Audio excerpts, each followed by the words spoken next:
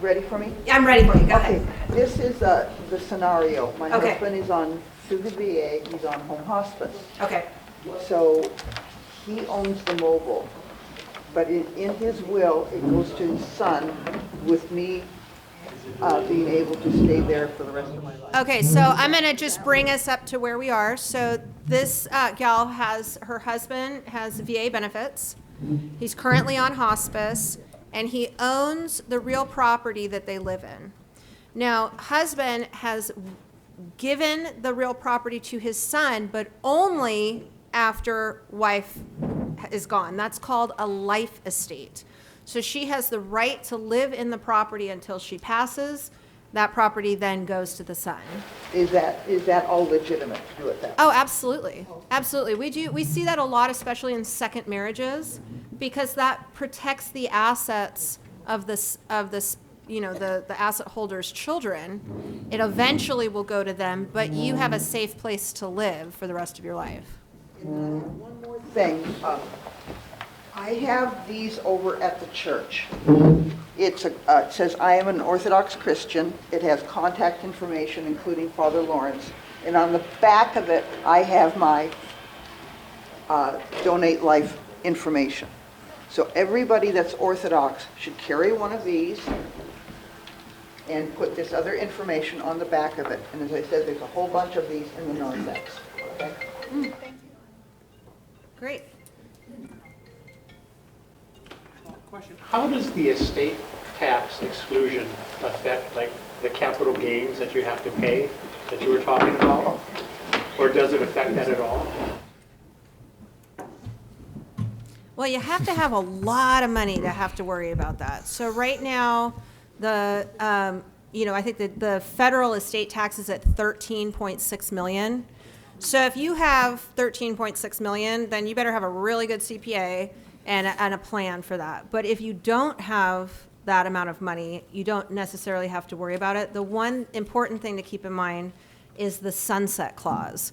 So one of the things that our prior President Trump did was, apart from fire everybody at the IRS, was he increased the amount of money that you need to have to start paying federal tax. And all of a sudden overnight, there was a huge influx of millionaires in the United States, because now you could transfer up to $13.6 million to your beneficiaries without having to pay federal estate tax. But if you're close to that amount of money, and that includes real property, it includes digital assets, it includes collections, then you need to have a conversation with your CPA, because there will be tax strategies that you can do, but you'll end up having to do a federal estate tax return. And touching on that too, that number can even be doubled. So you can pass on, a married couple can pass on $26 million estate tax free. I tell my clients there's a lot of stuff to keep you up at night. That's not one of them. Yeah. We oftentimes talk about the 99% and the 1%. We're talking about 1/10 of 1% of people who get hit by estate taxes. The beauty in this new law is that the estate tax planning tail doesn't have to wag the estate planning dog, in that we can plan how we want without having to do a lot of considerations about estate tax. I know it's very sexy to get a master's in tax, but the reason there's a lot of different considerations. There's capital gains taxes, estate tax, gift tax, property tax, Prop 13, Prop 19, and those are all components that kind of hit on estate tax or estate planning. I didn't fully understand the tax implications for heirs, like with the increase in value of the home and ways you can avoid. Well, so the question is just asking a little more clarity about capital gains tax and beneficiaries. So what I had mentioned is a little more complicated, but it's a scenario that can happen if there's community property and one spouse dies very early on. And so if one spouse has died 10 years or more before, then it's a really good idea to go to your attorney and redo your estate plan.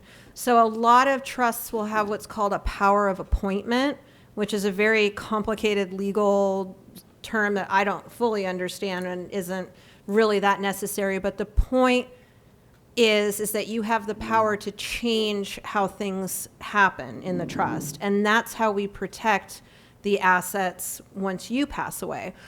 But the general idea is that when you die, you get a step up in basis. All of the value of your assets are now at the date of your death. So you may have bought your house in 1970 for $200,000, and it might be worth $950 right now. Even if it needs a new roof and the garden's not very nice, it doesn't matter. It's probably worth about that much. When you die, the house is worth $900,000, and that goes to your children. Now, the California law has changed a lot over the last couple of years with the sole purpose of creating more housing. And we have a new law called Prop 19, which I won't get into much because it's very complicated, but the idea there is that you can no longer just pass the entire value of your house on to your children, and then they can rent the house, right? So sometimes what people will do is, you live in Sonoma County, but your one child's in London studying for a PhD, and the other child's in Los Angeles as a movie director. Well, they don't get to keep your house and then rent it out and keep your tax basis.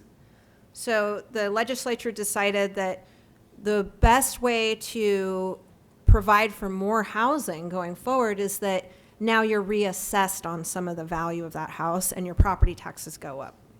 So it's again, if you own real property and you think you want to gift it to your kids in kind, you want them to have the house and they're not going to live in it, that's a matter that you want to talk to an attorney about, because that can get a little bit complicated with the property taxes and whatnot. But for the most part, you get a step up, so there isn't going to be a huge gain.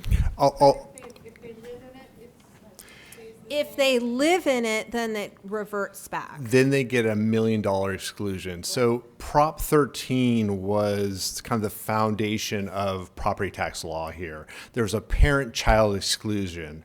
If Jacqueline was my daughter, I could pass my assets or my property on to her and she keep the same tax rate as when I bought it. That's been fundamentally changed with Prop 19, which was passed by the voters in 2021. So it kind of threw the whole landscape into chaos. There is a movement to repeal Prop 19, so we don't know where that's going to go. But Prop 19 was well-intentioned, but it has a lot of downfalls associated with it too. It was basically to make sure that you couldn't pass on 3 and 4 second homes to your kids without getting a step up in basis. So very, very wealthy people were buying all of this real property, dying, giving it to their children, and they were getting this tax basis from the 1990s. Mm-hmm. And then they were just leaving the houses as vacation rentals or leaving them unoccupied. And so this was part of an effort to create more housing. And the incentive is if we jack up the taxes, you'll probably sell the house and it'll go back on the market. And I'll spend literally just a minute on capital gains taxes one more time. And if you guys start dozing off, I completely understand. Really quickly, a lot of clients come to me and say, well, I have this house. Why don't I pass it on to my kid during my lifetime? And that is a terrible idea for a couple reasons. Let me tell you, number one, well, you love your kid today and you're gonna love them forever, right? But if that relationship changes, they can sell that house out from under you. They can evict you. What if this kid's a knucklehead? They get in a huge accident. Now suddenly your house is one of their assets that creditors can go against. So that's one reason. Don't transfer it during your lifetime. Part 2 is capital gains taxes. And again, I'll spend just a second on here. If you bought the house for $100,000 and now it's worth $900,000, if you pass it on during your lifetime, your kids get the basis on your property of the $100,000. If they turned around and sold it, they'd pay taxes on that $800,000 of gain. They're going to pay about $250,000, $300,000 in taxes. If it passes on after your lifetime, they get a step up in basis to the date of death value. It's worth $900,000 at your day of death. They sell it for $900,001. They're going to pay gain on that $1 instead of the $800,000 of gain. It's like those old books when we were kids, Choose Your Own Adventure.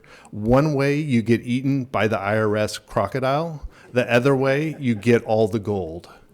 Pick the one where you get all the gold. And get a good CPA. This is where the professionals come in. Do we have any more questions? Yes, please. Are you talking primarily about two questions, revocable trust, and also I'm wondering if within a trust, if there is any change in that window of time when you have two, husband and wife who own a house, you have that 2-year window to sell the house, without as much capital gains. Can a trust extend that? Good question. Well, I'll take the first part because that's easy. So a living trust and a revocable trust are the same things. Attorneys get paid by the word, so we come up with 2 words for the same thing, so we can double bill people. So if you hear living trust, revocable trust, those are the same things. There are irrevocable trusts, and that's for advanced tax planning. Basically, during your lifetime, this estate plan is revocable, amendable, and then either after one of you is gone or both of you are gone, it becomes irrevocable, unchangeable at that point. It's locked into place. Do you want to take the second part? So let me make sure I understand correctly. So you're saying husband and wife are still alive and they want to sell their house. One of the spouses dies. Okay, one of the spouses dies. 2-year window, if I'm correct. The $250,000 exclusion for, Sell the house with the less capital gains. Well, okay, so yeah, that is a complicated question. I'm not sure about the 2-hour window. I know you get $250,000 in exclusion. The 2-year window. Sorry.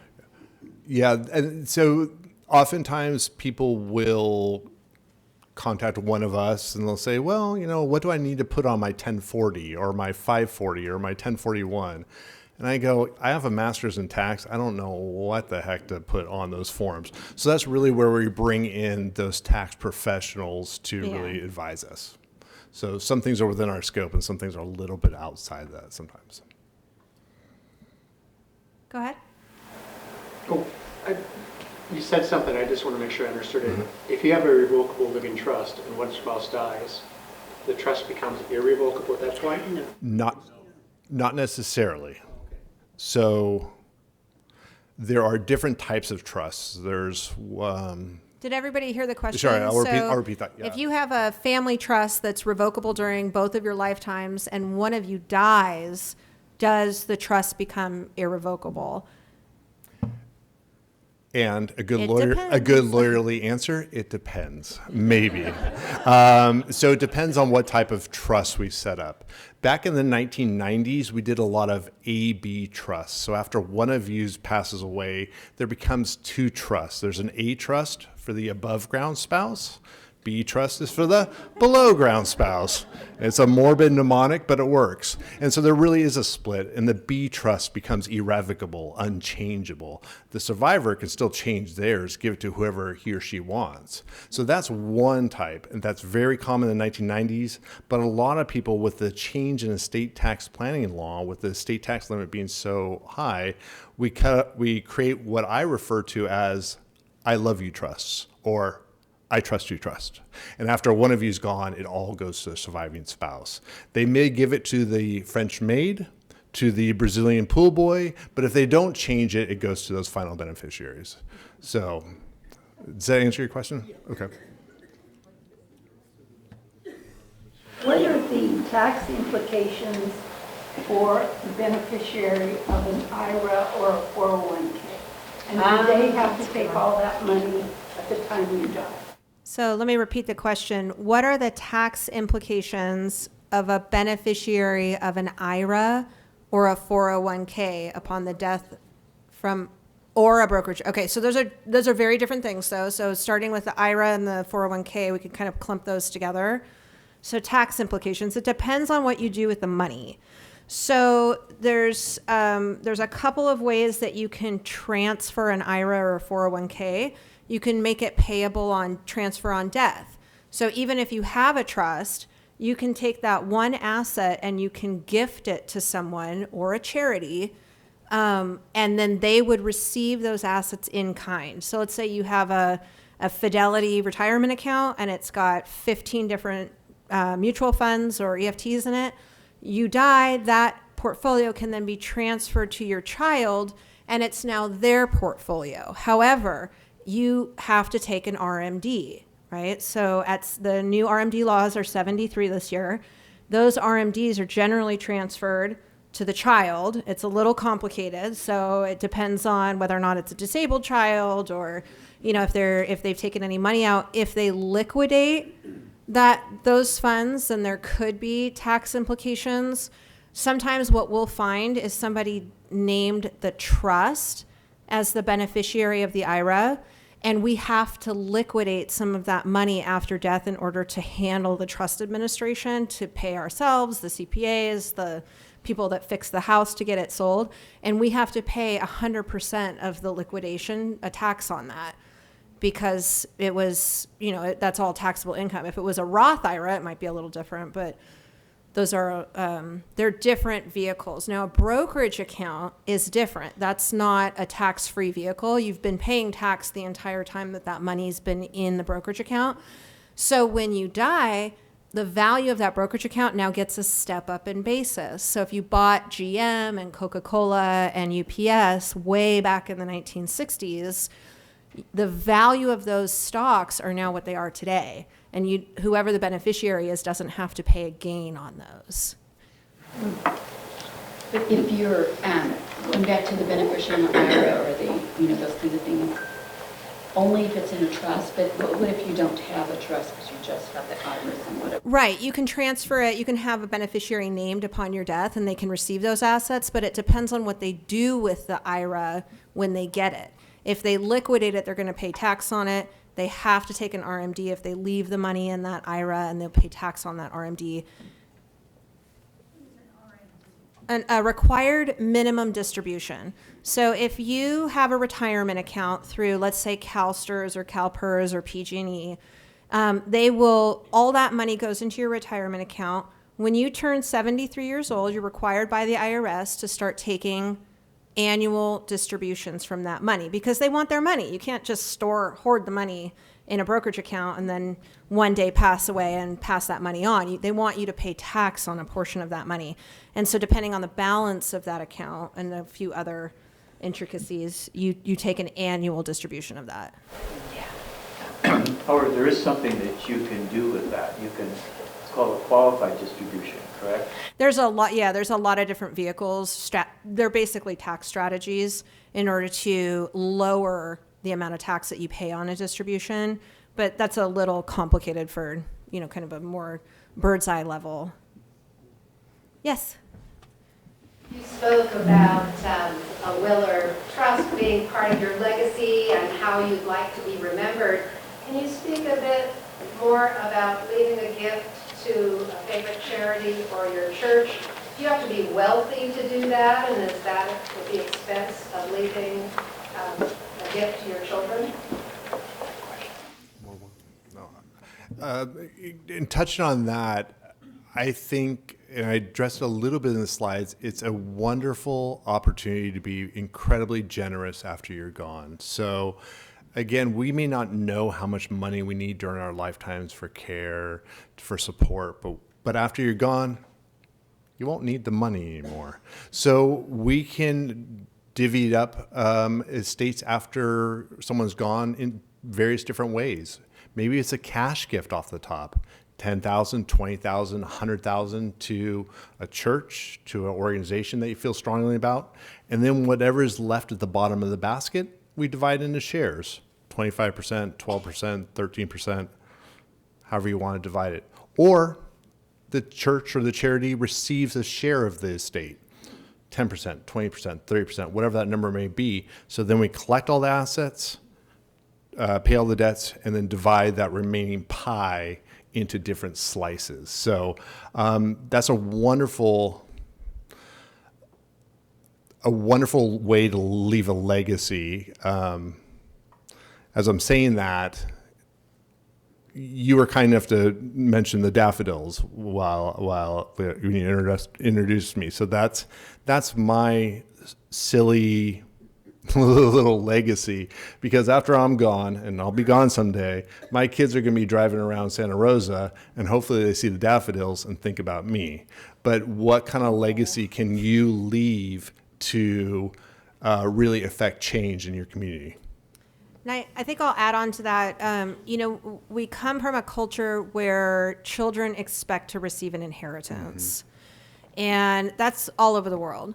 But there's no reason why you have to leave all of your money to your kids or leave them anything at all. Frankly, I'm mostly hired because kids feel like they didn't get enough, or parents think that they'll argue about what their decisions are, or they have appointed one child and now that child's the bank and everybody else got mad and we went to court and now they appoint a licensed professional.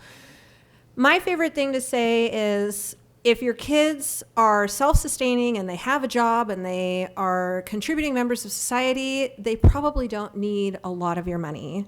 And so, leaving a gift to charity or leaving a gift to a nonprofit organization is an incredible way to keep the good work that you've done in your life going on for future generations.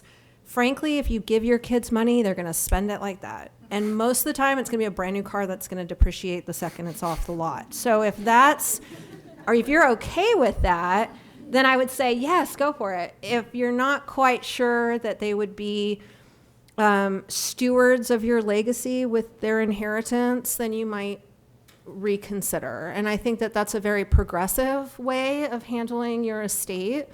I don't, and then of course that changes. And this goes back to what Stephanie's work has been in her life, is a trust for people who can't necessarily handle their finances. And we didn't touch on this too much, but I thought I'd bring up what's called a sub-trust.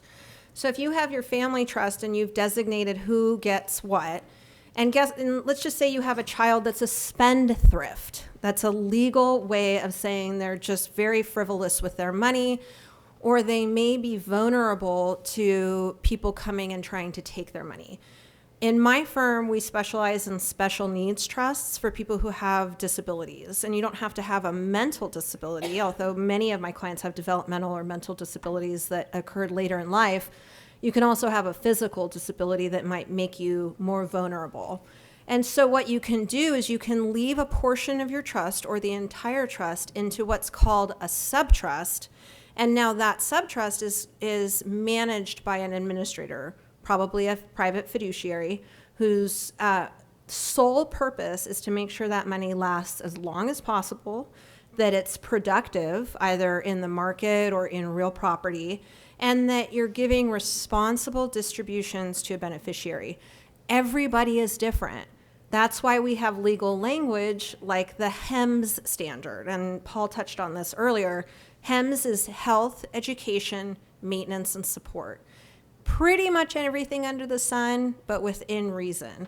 So if I get a call from an adult child who, wasn't really capable of working to the point where they could grow a 401k and be self-sustaining as an older person, their parents left them their inheritance in a subtrust, and my responsibility is to make sure that I'm paying for their health, education, maintenance, and support.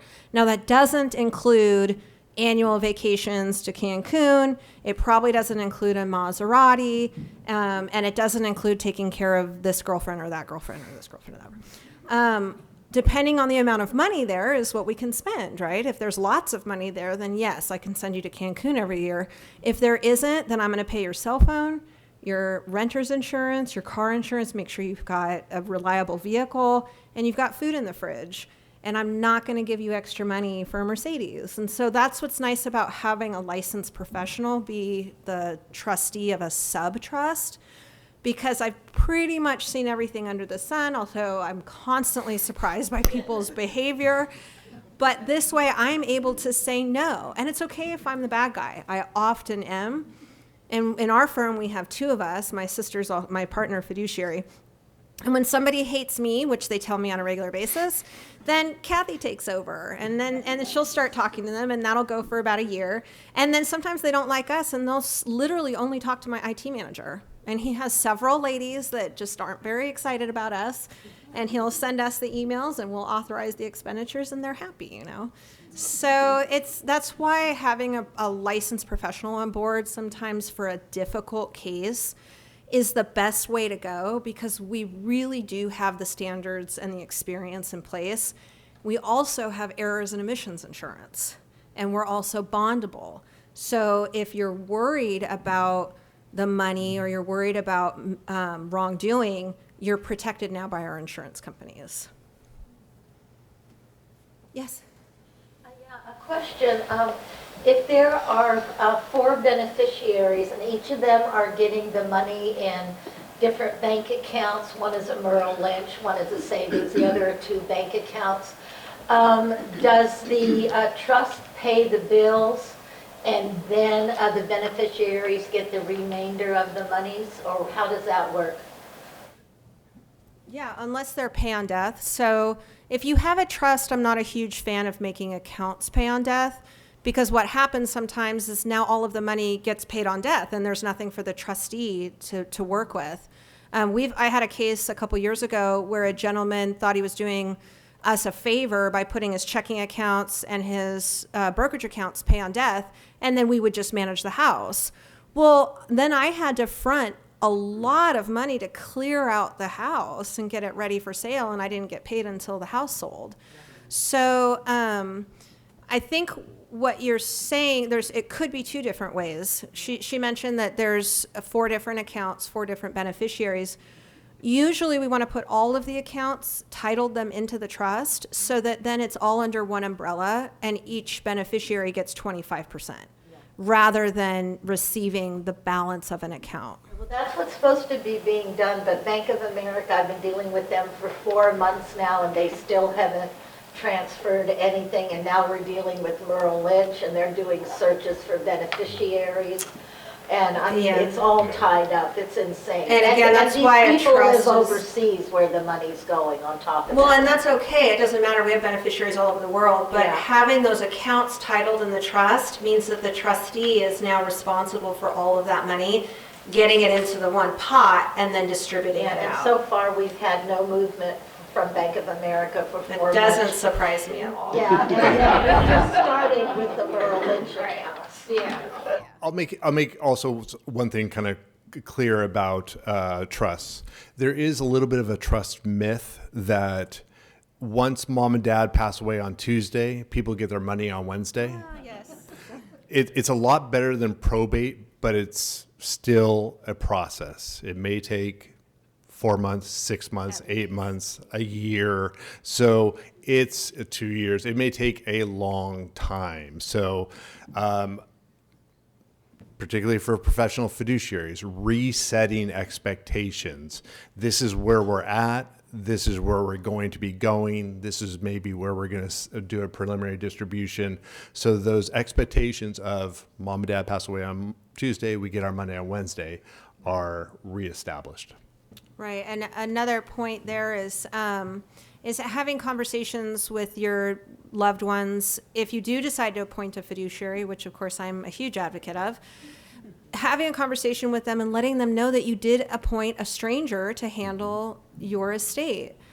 The last thing you want is to pass away and all of a sudden your children realize that a complete stranger is going to handle all of mom's stuff or all of dad's stuff. Because guess what? The first thing I'm going to do is change the locks on the house, because I'm now 100% responsible for your personal property. So if we have lots of conversations before you pass away, either with the fiduciary or with your friend that's going to be the trustee, and your family knows what's going on, you can really save a lot of hardship and a lot of miscommunication. One of the biggest, one of the guiding principles that we have is secrecy breeds suspicion. So if nobody knew what was happening and all of a sudden you die and everything's changed, there's suspicion everywhere. And it can really set the trustee up, whether it's a fiduciary or a family member, it can set us up for failure in the very, very beginning. because now we're trying to unravel your mess, right? Like what Pal said, make it clean before you go. Yes. So I'm on, my brother and I are both on my dad's checking account. When he passes, can I still use that to pay the bills and everything? No. Okay. If you're on the checking account just as a signer, that's different than being a co-owner of the account. If you're a co-owner of the account, the minute he dies, that money's yours, and you can use it any way you want to. But if you're a signer on that account and he dies and the account is in his individual name, the bank will shut off the account immediately and you won't have access to it. Let me spend a moment on that point, because a lot of people will put kids onto their bank accounts. They say, hey, we want to be able to access money, pay bills, what have you. That sounds a lot like a power of attorney, doesn't it? So we're circumventing this power of attorney. Power of attorney is very effective to allow you to pay bills. So let's say your dad puts you on the bank account and your brother on the bank account. Brother got pissed off. He remembers he got a lousy bike on his 8th birthday and you got a better bike. He takes that money and he's a co-owner of that money. He can take some of that money. He gets into an accident or he's a knucklehead and something happens to him. He has liability. Suddenly that attaches to dad's bank account. Had no idea. So I think maybe being signers, being able to write checks for him and having a strong power of attorney is an effective way to deal with it instead of doing an end run and putting you on the account. So we do have power of attorney. Great. We don't use it. We don't need to right now, but it is there. So if we have that, then we're okay? Well, every time you access that bank account, you're using that power of attorney. So if you cut a check and you're the power of attorney, you are liable for that check. So we always want to remember what our liability is named in these documents. If you accidentally pay your own tax bill with that money, like you accidentally commingled the funds, that's now on you as an individual. So every time you carry out an action for your dad on that account, you're doing it under the power of attorney and you're essentially liable for those actions. So that's why we say use the power of attorney. It protects the client, it protects you and your assets, but it's also a situation where you're using your legal authority over someone else's assets. And I'm happy to elaborate on that. I think I just saw the fear in her face. But again, another reason to use a licensed private fiduciary, because everything that we do is scrutinized by the court and by the state of California. So I had one other thing I wanted to mention about governing beyond the grave. This is my favorite thing to talk to people about. We have people come in where they have kids, or they want to give their neighbor some money and things, and they have all these instructions. This is what you can use the money on. This is what I don't like. This is what I'm disappointed that you acted this way, so I'm only going to give you this amount, this amount, this amount. It's, again, these estate plans are not alternatives for family therapy. The last thing you want to do is set the trustee up for failure, wherein that they have all these instructions on how they can distribute money and how they cannot. Now, there are times and places for that, the subtrust, a special needs trust, to make sure that their public benefits are secured. But if you're going in and saying, writing these big, long letters about why you disinherited somebody and you want the trustee to give it to them at your funeral so that they know, believe me, it's the worst possible thing you can do, and lots of people do it. So just, keep that in mind. Once you're gone, you're gone. And the idea is that you want to leave a legacy as a celebration of your life, not as a punishment for somebody. Amen. And really quickly on that, if you are thinking about disinheriting someone, I'll say two things. You may have had a really great Christmas one year, a really great Easter, a really great trip, a really great birthday party. So even though you may be estranged now, remember those good moments. And then B, if you decide you still don't want to give them a lot of money, give them something. give them those poker chips on the table so they have something to lose if they decide to contest this. We're kind of going a little bit far afield, but so those are two considerations. The third, after doing years of therapy myself, talk to the people, have that conversation, see if you can work your way through it, and see if you can get to a good resolution. Well, we want to thank our fabulous presenters today. A lot of new information.